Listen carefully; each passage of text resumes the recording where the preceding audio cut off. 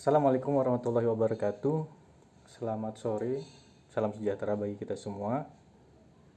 Materi kita hari ini yaitu tentang entrepreneurship, kewirausahaan.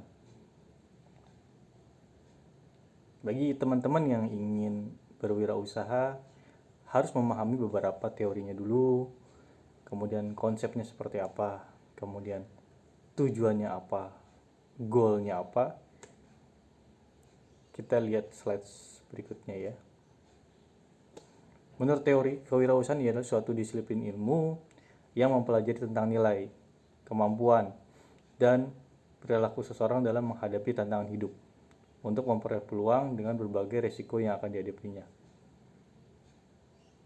Berikutnya tentang penerapan kreativitas, inovasi dalam memenuhi kebutuhan dan peluang pasar. Jadi, secara teori, orang yang berwirausaha harus punya komitmen menghadapi apa yang terjadi pada hari ini seperti corona, covid yang melanda pandemi sekarang ini. Apa yang baik untuk kita usahakan, misalkan peluang usaha seperti apa yang harus kita cari. Mungkin orang kebanyak yang tutup usaha-usahanya, kemudian kita coba berpeluang usaha misalkan di bidang kesehatan sebagai contoh. Kita pelajari dulu, kita cari teori-teorinya, marketnya seperti apa, kemudian jadi kita dituntut untuk kreatif, mulai dari kita harus belajar sosial media, kita punya YouTube, Instagram, dan sosial media lain untuk kita berusaha tanpa harus membuka toko misalkan, karena mungkin biaya toko lebih mahal. Jadi teman-teman, secara teori kita lewat online kita. Nah itulah, jadi kita punya inovasi.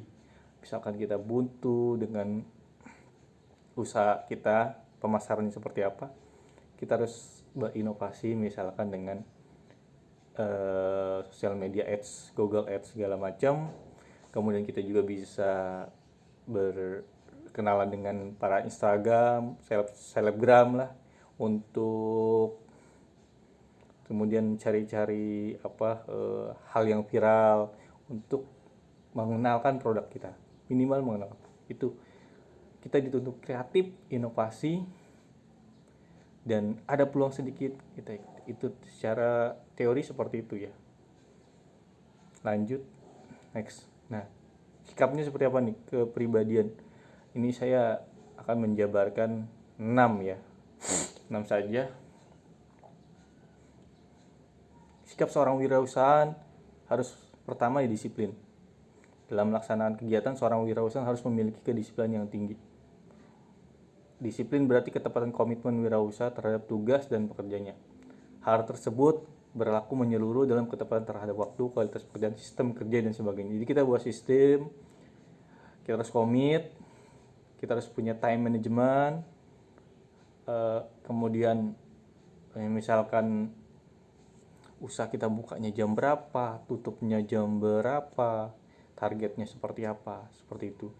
Yang kedua, komitmen yang tinggi. Dalam melaksanakannya ini, seorang usaha harus memiliki komitmen yang jelas, arah progresifnya, orientasi pada kemajuan usahanya seperti apa nih.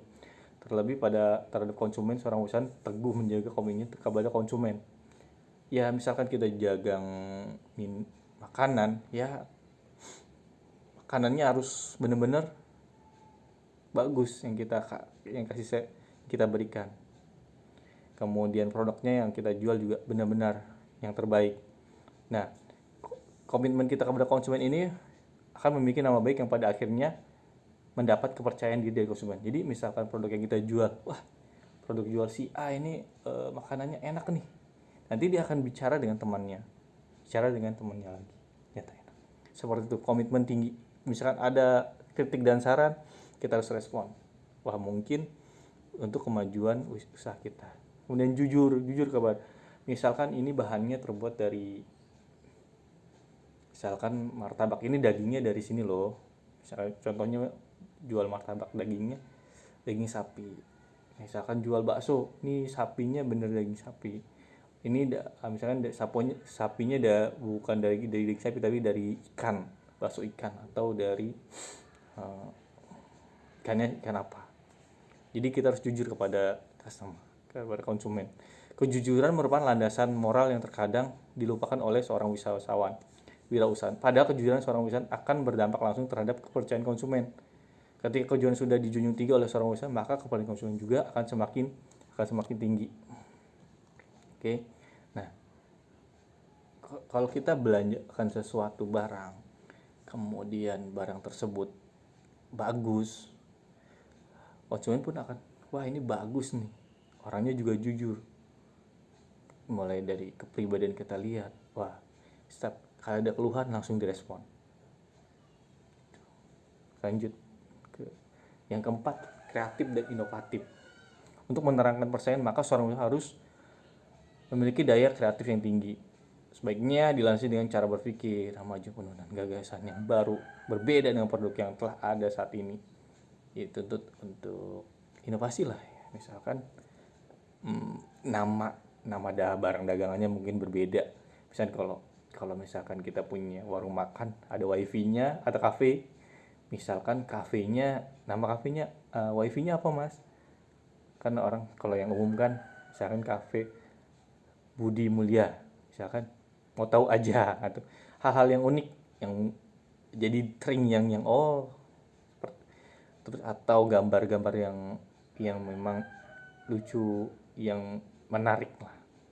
Kemudian yang kelima, mandiri menurut sifat mutlak harus dimiliki seseorang wirausaha, melakukan kegiatan dengan baik tanpa adanya keterangan pada pihak lain hidupnya, tanpa adanya. Contoh misalkan kita punya supplier, kita jangan tergantung sama supplier A, kita punya supplier B, supplier C, supaya kita nggak tergantung gitu. Realistis, seorang dikatakan SB seorang mampu menggunakan fakta atau realitas sebagai landasan yang berpikir rasional. Perbuatan banyak wirausaha yang berpotensi tinggi, namun pada akhirnya mengalami kegagalan hanya karena tidak bersikap realistis, tidak objektif, tidak rasional dalam pengambilan keputusan bisnisnya. Misalkan seperti apa rasional?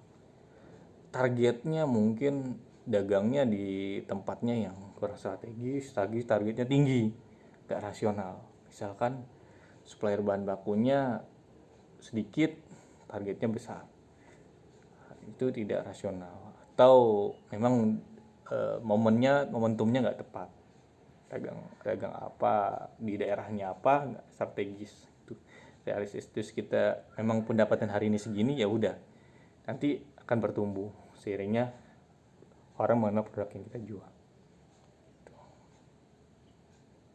Nah, kesusahan wirausaha yaitu pertama yang saya bilang, tidak mudah putus asa, pantang menyerah.